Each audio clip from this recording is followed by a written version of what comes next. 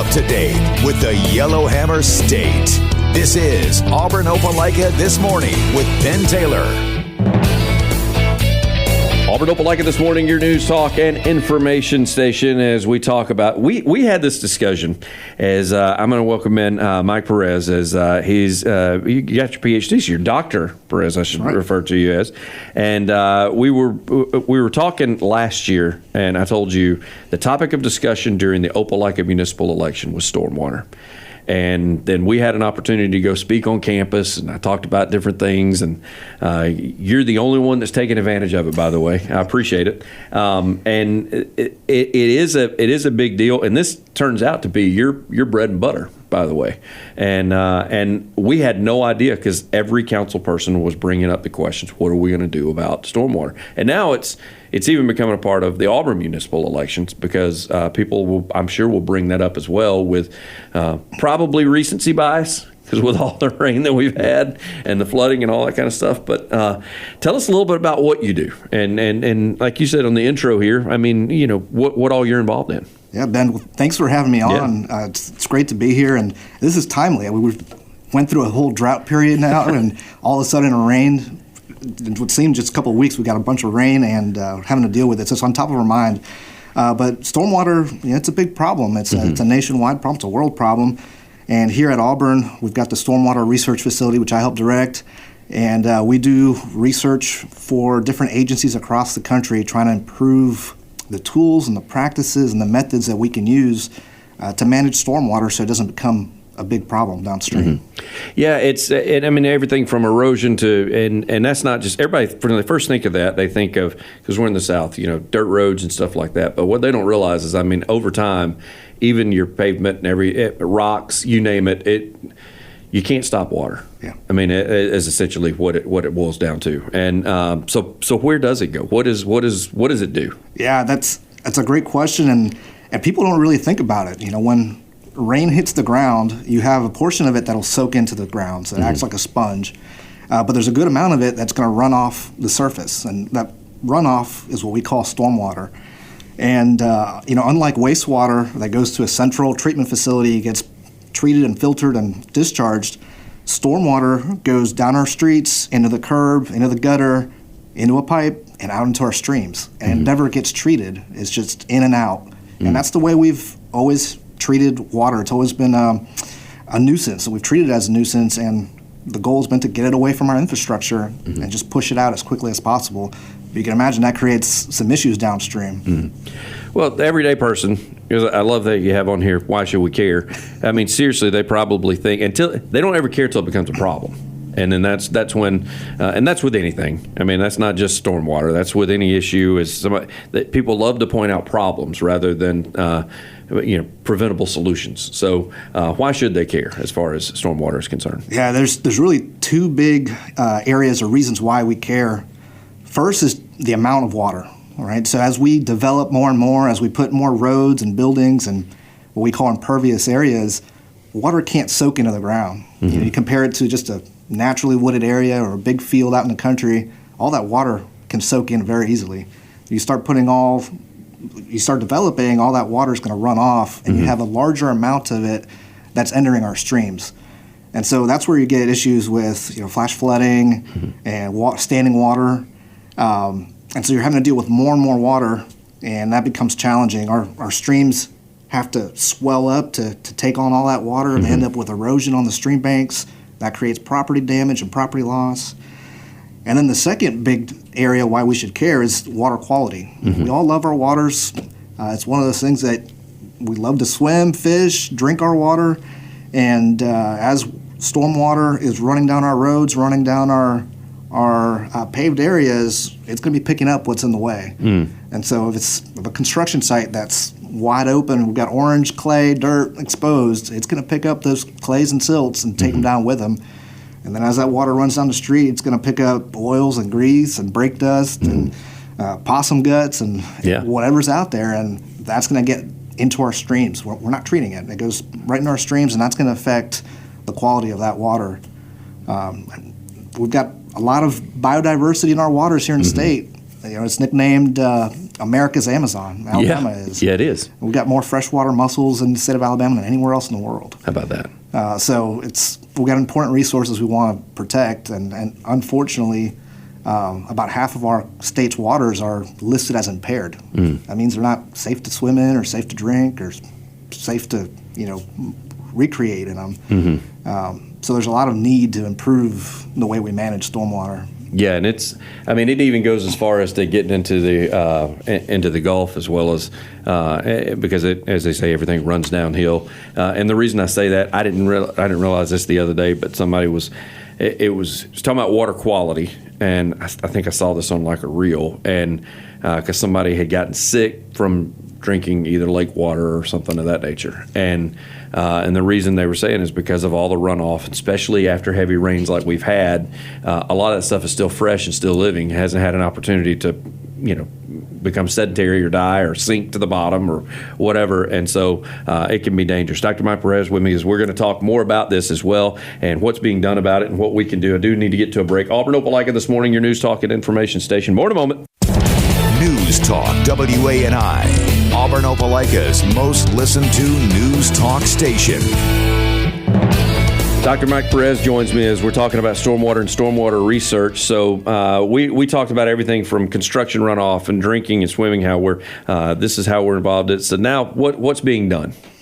Yeah, and it can be challenging. We get so much rain here in our local area. You may not realize, but Mobile gets more rain than anywhere else in the country. I had no idea. Yeah, people think Seattle, but no, it's right here in Mobile. And then on top of that, we've got really difficult soils. We've got a lot of clays and silts, and when rain hits those soil particles, those really, really tiny particles stay suspended. And so our waters get real muddy after rain, and it's hard to treat that, hard to remove that. And so, we look at ways that we can improve the tools and resources we have, and we do research on it. Mm-hmm. So we've got the Stormwater Research Program. One of the really cool things about our program is we've got one of the largest stormwater research facilities in the country, and it's right here in our backyard. So in Opelika at the National Center for Asphalt Technology, the NCAT test track, we've got about 12 acres that we use to do full-scale testing of stormwater practices that are used in different applications. So anything from managing stormwater on construction sites to managing it post-construction or after construction is already done, or managing it on agricultural sites. Those are all different aspects of stormwater that we're looking at and researching. And what we do is we try to replicate real-world conditions in a very controlled outdoor laboratory environment. But we can create rainfall, and we have rainfall simulators, so we can simulate big events. We've got channels where we can pump water through them. And in all of our different testing apparatuses, what we do is we install these practices that are used by industry, and we see what works, what doesn't work, how can we improve them, make them cheaper and easier to use. And then that research is being implemented. We're taking that and pushing it out, letting the stormwater industry and engineers out in the industry adopt those technologies so that we truly have the best tools available to tackle stormwater. I'm sure climate also plays a big role in it. I mean, because, here there's an evaporation process when we're in July because sun's out, it's hot, all that kind of good stuff. Imagine it's different because we're not a snowfall area.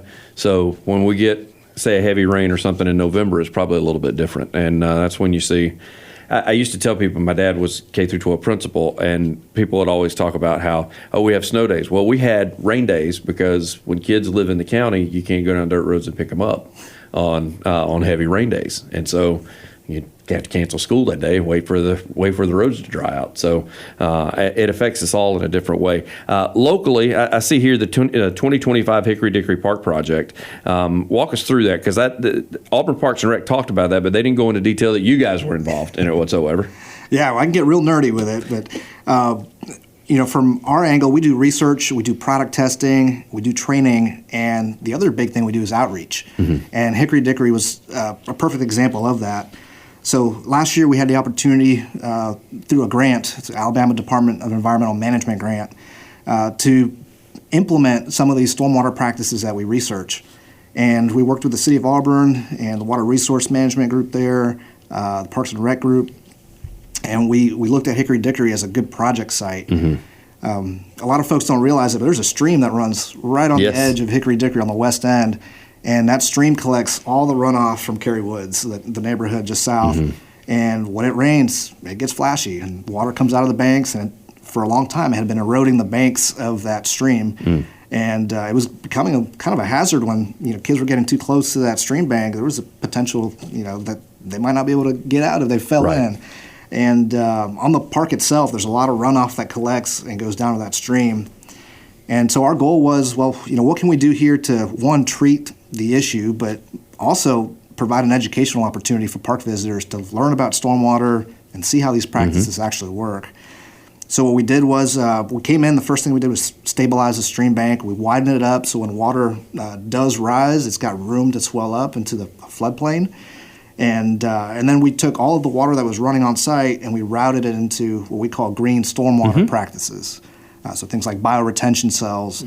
And so basically every drop of rainfall that falls on Hickory Dickory is filtered before it makes its way into the stream, which is pretty cool to think about. That is. And we also put in gutters, and we put in a cistern system at the bathhouse so that we can collect rainwater and then use it for irrigation there at the park. See, it's amazing. I told Mike when he first sat down, I said, I think a lot of us kind of meander around Auburn and Opelika, and we treat Auburn University like its own little city and don't realize the resources that we have. And here you are putting them to work with Hickory Dickory Park. We're going to talk about a Rain Ready grant as well as how you may be eligible, how you can apply, all that kind of good stuff. That's coming up next as I talk with Mike Perez. We're talking about stormwater research, big topic that will probably be brought up whenever we have the candidate forum at the end of July. Whenever we talk to the City of Auburn candidates. So more on that momentarily. Auburn Opelika this morning, your news talk and information station. Making Auburn Opelika great again. News Talk, WANI. Final segment, about 3 or 4 minutes left. Dr. Mike Perez with me as we're talking stormwater research and Rain Ready grant. What is that? Yeah, so we've done a lot of work from a research standpoint, and we wanted to see how can we get this work out and actually implement it. So we're doing a lot of outreach, and we've got a new project. We're calling it Rain Ready Alabama, and it's another grant from the Alabama Department of Environmental Management. But what this grant is allowing us to do is to install these green stormwater practices throughout the state. And so the program is set up to where homeowners and HOAs and businesses and churches, if they're interested in putting in green practices, we have funding to help them support them in doing that and help cover the costs of installing them. So we'll cover up to 75% of the project cost, and it's a reimbursement type system. But you can go on our website and learn more about it, see if you're eligible. It's not the entire state. It's based on watersheds and the impairments. Okay. But a lot of our local area does qualify. We have a lot of impaired streams here locally. So you can go apply, and we can provide the technical resources to help you out with determining what's the best practice for your yard. We can connect you with contractors that are trained up on how to install these practices, and of course the funding to help make it all happen. So that's one aspect of it. The other aspect we have is we're doing rain barrel workshops, and we're doing them on Zoom so we can reach the whole state. And the cool thing is, if you participate in the workshop, we're giving a discount code so you can buy a rain barrel for $30, shipped to your house, that you can install on your gutters and reclaim water at your home and reuse it for irrigation and washing the car, whatever you want to do with it. We've got some workforce development. We're working with contractors, teaching them about how to do stormwater management and implementation. Then we also have a septic pump out program. So septic tanks, if they don't get maintained, they can cause issues to our water bodies. So this pump out program allows homeowners that live on septic systems pump out that septic water and maintain their system a little better, so it's not a source of pollution for our water bodies. What is the website? Is there a site they can go to? Is it probably long? Is it really long? It's not long, I promise. So stormwater.auburn.edu, and you can click on Rain Ready, big button on the beginning of the front of the page, or you can just search on the Google Rain Ready Alabama, and it'll pop right up.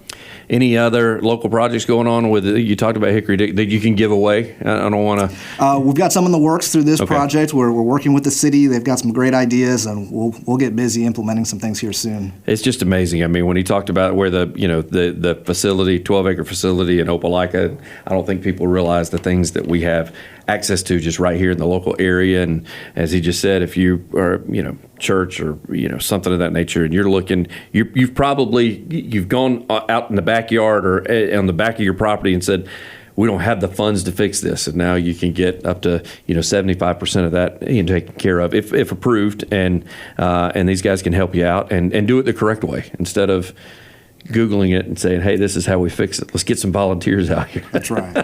That way they can hook you up with contractors and everything else. So, Mike, thank you, man. This is awesome. That website one more time.